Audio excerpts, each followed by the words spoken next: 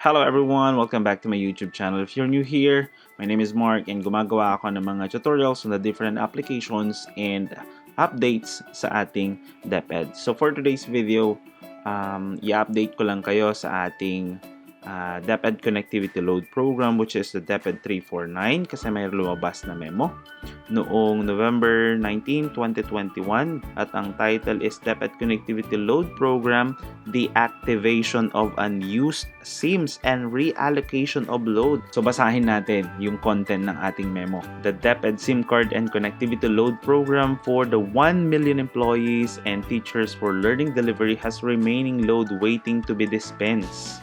Based on the data captured, there are a total of 154,279 SIM cards with load that were unused from July to present. These are loaded with peso value amount of unused load airtime credits subject to wastage if unused. Okay, so marami pa sa mga teachers natin na hindi pa nakaka-activate ng ating SIM card siguro, kaya hindi na gamit yung kanilang mga load. So, sayang naman, ano? Sa mga hindi pa naka-activate ng kanilang SIM card, I'll be providing the link on the description kung paano i-activate yung ating Deped 349. Tuloy natin, sabi dito, all employees are given a final notice of grace period of 7 calendar days from issuance of this memorandum to activate their Deped connectivity SIM cards with load. If not activated by the said date, inactive recipients will be delisted from the program and their load will be distributed to active users. Unused SIM cards will be deactivated for security and data privacy, and the unused load airtime credits will be reallocated to existing users.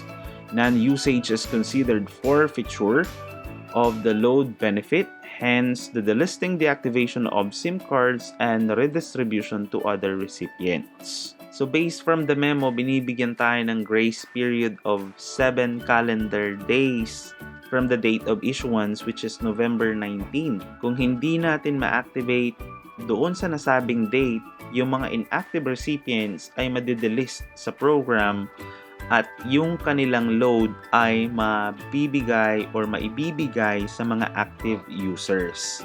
Sayang naman po yun kung hindi natin ma-activate yung ating SIM card. Kaya kung hindi pa na-distribute ng ating mga ICT coordinators or division ICT coordinators, so sa tingin ko magiging or consider siya as inactive users. Kailangan po nating i-activate yung ating mga SIM card. Sayang naman po.